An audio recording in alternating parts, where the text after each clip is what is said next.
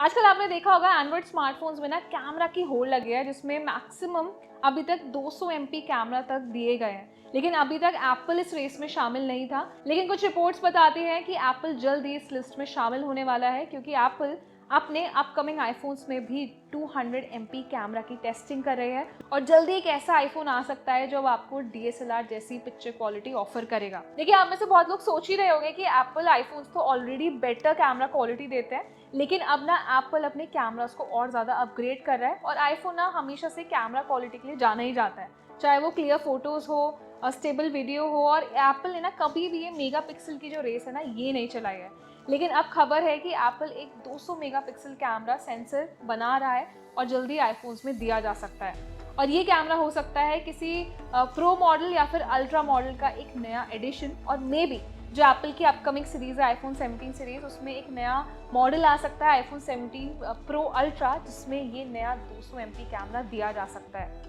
Report के मुताबिक Apple इसे सैमसंग या सोनी के साथ मिलकर टेस्ट कर रहे हैं। सो आखिर 200 MP कैमरा क्यों? अब सवाल ये भी उठता है कि जब एप्पल ऑलरेडी 12 MP या 48 MP में इतना कमाल कर रहा है, तो 200 MP कैमरा की ज़रूरत क्यों है? देखिए, दरअसल अब टाइम है AI का, और एप्पल भी चाहता है कि उसके जो कैमरा है वो सिर्फ फ़ोटोज़ ना ले, बल्कि AI से उसको और ज़्यादा इन्हांस किया जाए।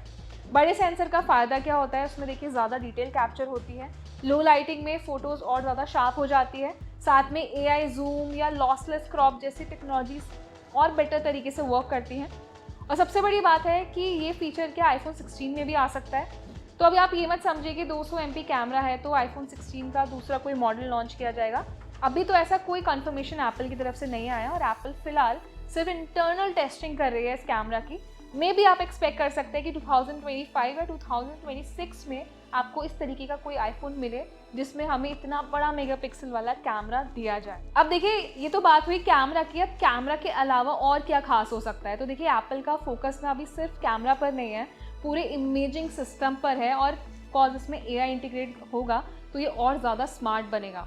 तो एप्पल मे भी आने वाले टाइम में और आपको AI ड्रिवन फोटो मोड्स दे सकती है, सिनेमैटिक प्रो फीचर्स इंट्रोड्यूस कर सकती है, और आपको प्रो लेवल जूम क्वालिटी दे सकती है, जो कि ऑफ कोर्स एंड्रॉयड के साथ compete करने में हेल्प करेगा।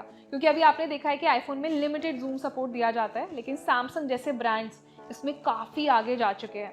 और साथ ही में एप्पल अपना खुद का न्यूरल इंजन और AI सीरीज चिप भी तैयार कर रही है, जो आने वाले आईफोन्स में आपको इंटीग्रेट करके दिए जा सकते हैं। तो देखिए, AI में ना अभी एप्पल रेस में काफ़ी पीछे हो चुका है। अभी तक भी हम आईफोन्स में प्रॉपर तरीके से AI का यूज़ नहीं कर पा रहे हैं। और आप जहां एंड्रॉयड फ़ोन्स की बात करेंगे, सैमसंग 2 साल से आपको AI इंटीग्रेटेड फ़ोन्स दे रहा है। इवन गूगल पिक्सल फ़ोन्स भी प्रॉपर AI फ़ोन्स माने जाते हैं। और आने वाले टाइम में जितने भी एंड्रॉयड ब्रांड्स हैं ना, सब AI पर मूव कर चुके हैं।